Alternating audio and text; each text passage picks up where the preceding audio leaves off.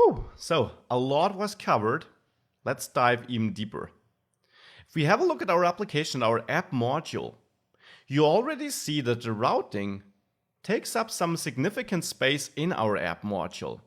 So typically, if you have more than, let's say, 2 or 3 routes, you don't add it directly in the app module. Instead, you add a new file, which is for the application as a whole, typically is called app routing module. So the apps-routing.module.ts file now will hold a second module. And I will have a whole module course section about Angular modules later in the course. There we will dive much deeper and learn how you can define and use multiple modules, use them together. This is a super easy use case here, so let's add it now. Here I will give this a name of app routing module because that is what it is. And it receives this @ng module decorator. So this is configured with a JavaScript object being passed to it, and this will be a super simple module. Now, as mentioned, I will dive deeper into this later. You can basically build your Angular app from multiple modules.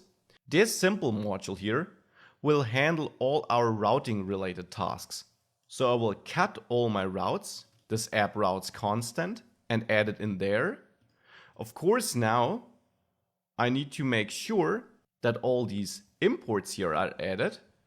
So make sure to add all the imports to all these components, and also, of course, here to routes from the @Angular router package.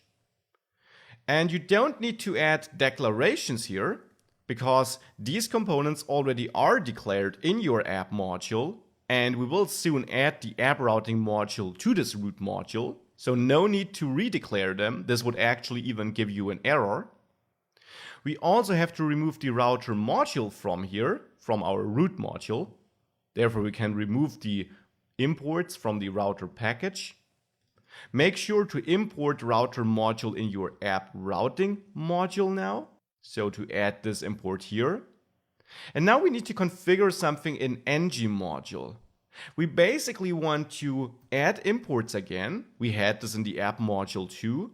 And in imports, we want to use this router module, use for root as before, and pass our routes array to it. So just like we did before.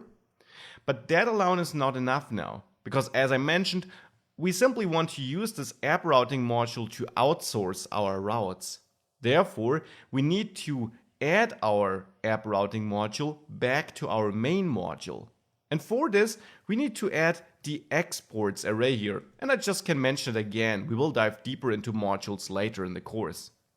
Exports simply tells Angular, hey, from this module, if I were to add this module to the imports of another module, what should be accessible to this module which imports this module? And the one thing we want to make accessible is our router module. Now here you don't call for root because you did this here. So in the first step you configured this router module, added your own routes to it. Now we simply export this configured router module. And therefore in app module, we can now import our own app routing module. So here on the imports array, we can simply add app routing module. Make sure to add the import path here. And with that, we have the same setup as before, but with a bit of a leaner app module and our routing functionality outsourced in this separate module, which is kind of a good practice to do to keep your files organized and easy to read. So, same behavior as before. If we save this with ngserve still running, we should therefore see that everything still works, and this looks good to me. But again, important to understand, now with a different setup, a bit more readable and a good practice to implement if your application grows more complex.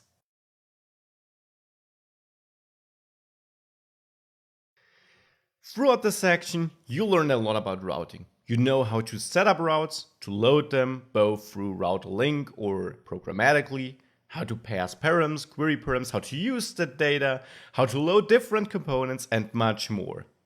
One important feature is left in this module, which I definitely want to cover: route guards.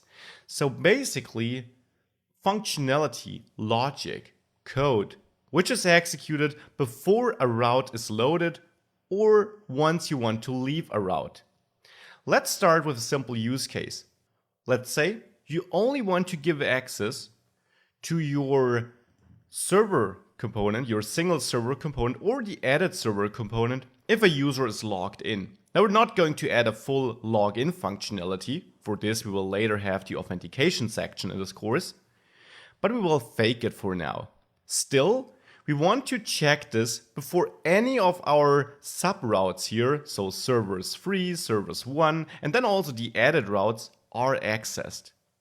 Now, manually checking this in the onInit function of our server and added server component would be very cumbersome, because you would have to add it in both components, and if you add more components belonging to the server's feature, you would have to add this over and over again.